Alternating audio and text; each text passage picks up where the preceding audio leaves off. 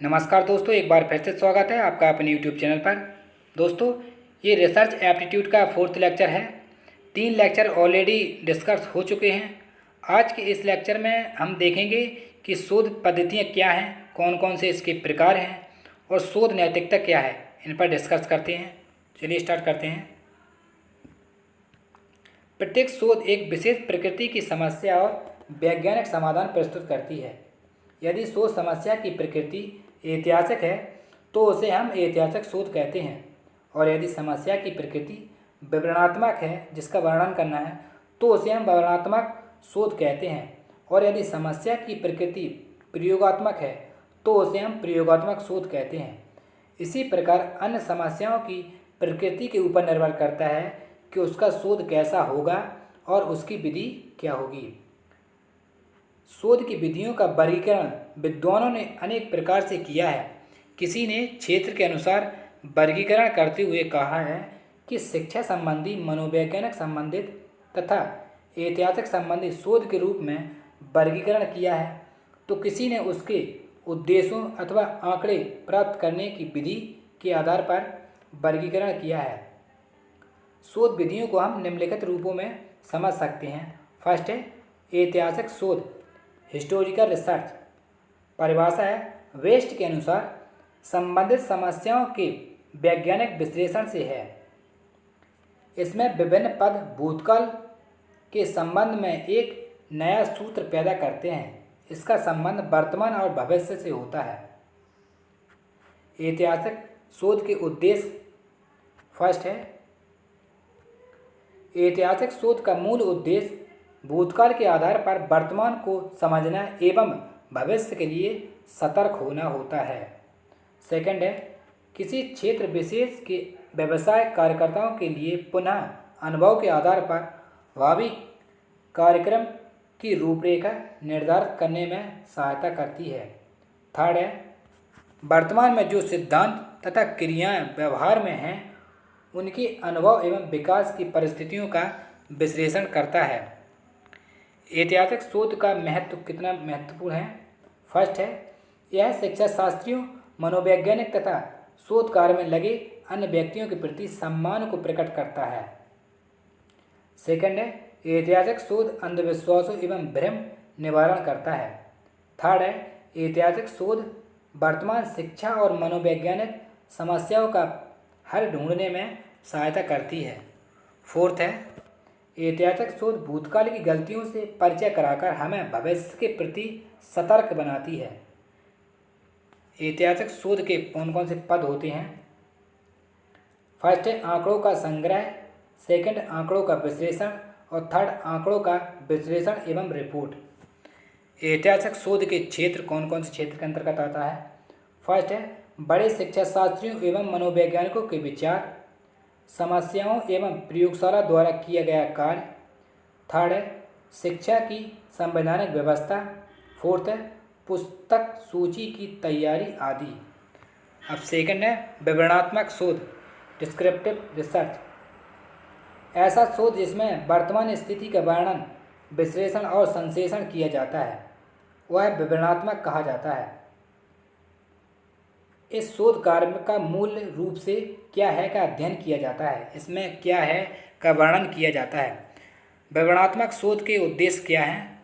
First है भावी शोध में प्राथमिक आंकड़े में सहायता करना जिससे शोध को अधिक नियंत्रण एवं वस्तुनिष्ठ बनाया जा सके। सेकंड मनोवैज्ञानिक विशेषताओं का परिचय प्राप्त करना तथा शैक्षिक नियोजन में सहायता करना। थर्ड है मानव व्यवहार के विभिन्न पक्षों की जानकारी को प्राप्त करना। फोर्थ वर्तमान की स्थिति का स्पष्टीकरण, भविष्य नियोजन परिवर्तन में सहायता करना। विवरणात्मक शोध की विशेषताएं क्या हैं। फर्स्ट विशेषता है इसमें स्पष्ट परिभाषित समस्याओं का कार्य किया जाता है। सेकंड विवरणात्मक शोध सरल एवं कठिन दोनों प्रकार की हो सकती है। थर्ड है इसका संबंध व्यक्ति विशेष से न होकर संपूर्ण जनसंख्या या उसके न्यायादर्श से होता है, इसमें एक व्यक्ति से संबंध नहीं होता है। फोर्थ है इसकी प्रकृति ट्रांसैक्शनल है, इसमें क्या है का अध्ययन किया जाता है, स्पष्ट करता है। फिफ्थ है गुणात्मक शोध एवं संख्यात्मक शोध दोनों प्रकार की हो सकती है।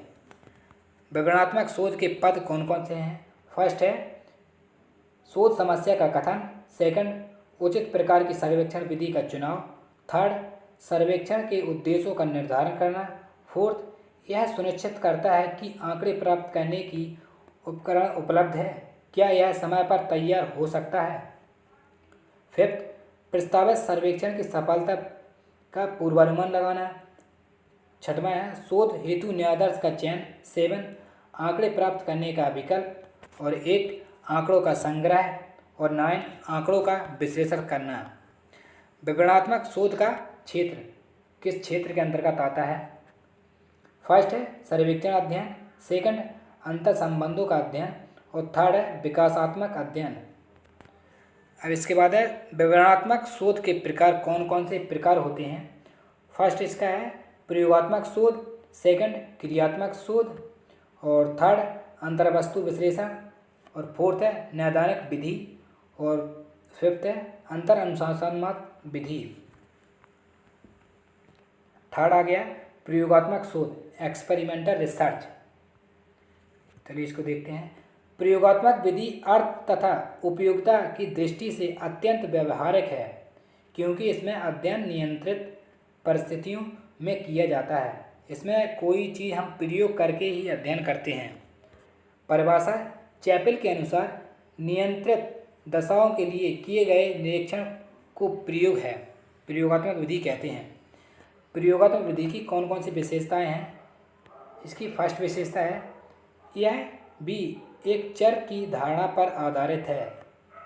सेकंड है जहाँ भी चरों का नियंत्रण नहीं संभव नहीं है, इस विधि को सफलतापूर्वक प्रयोग में लाया जा सकता है।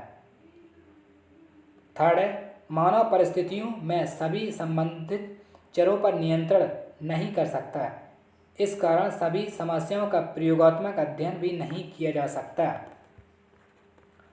फोर्थ है प्रयोगात्मक विधि व्यवहार के अध्ययन करने के अंतर्गत आती है। जो हम व्यवहार करते हैं उसके अंतर्गत इस विधि को प्रयोग में लाया जाता है शोध कार्य में। प्रयोगात्मक विधि के विभिन्न पद कौन कौन से इसके पद होते हैं? फर्स्ट है समस्या से संबंधित साहित्य का सर्वेक्षण, सेकंड है समस्या का चयन एवं परिभाषीकरण, थर्ड है प्रयोगात्मक योजना का निवारण, फोर्थ है आंकड़ों का संग्रह, और फिफ्थ है प्राप्त निष्कर्ष का मापन, और छठवां है निष्कर्ष का विश्लेषण करना, सेवन रिपोर्ट लेखन। अब देखते हैं गुणात्मक एवं मात्रात्मक शोध क्या होता है, quantitative and qualitative research. First गुणात्मक शोध यह व्यक्ति के व्यक्तिगत अनुभव और विश्लेषण पर आधारित होता है। इस शोध के निष्कर्ष में भाव एवं पक्ष को स्थान दिया जाता है। इसमें भाव और पक्ष को ज़्यादा स्थान दिया जाता है।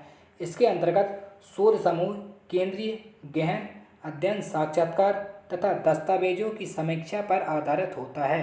इसे गुणात्मक शोध कहते हैं। मात्रात्मक शोध क्या होता है? इसमें शोध के आंकड़े तथ्यों और सूचनाओं का बिना किसी पक्षपात और भेदभाव के आधार पर शोध किया जाता है। इसमें बिना किसी भेदभाव के आधार पर शोध किया जाता है। इसके अंतर्गत निगमनात्मक पद्धति का प्रयोग किया जाता है तथा सर्वेक्षण, साक्षात्कार और अवलोकन, रिपोर्ट और रिपोर्ट का तुलनात्मक अध्ययन भी इसके अंतर्गत किया जाता है। मात्रात्मक शोध के परिणाम की वैधता और विश्वसनीयता काफ़ी कुछ तकनीकी और संसाधनों पर निर्भर करती है। जिनमें बेहतर संसाधन उपलब्ध होंगे, जितने मतलब कि संसाधन अच्छे उपलब्ध होंगे, उतना ही बेहतर अनुसंधान होता है मात्रात्मक शोध में। इसमें आंकड़ों तथा तथ्यों के आधार पर महत्व दिया जाता है। इसमें आंकड़े और फैक्ट को ज़्यादा महत्व दिया जाता है।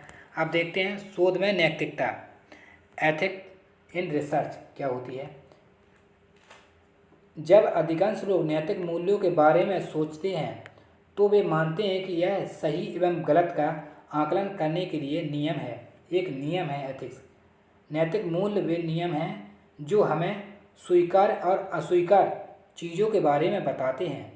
अधिकांश लोग इस नैतिक मूल्यों को घर, विद्यालय, धर्मस्थल या अन्य सामाजिक व्यवस्थाओं से प्राप्त करते हैं।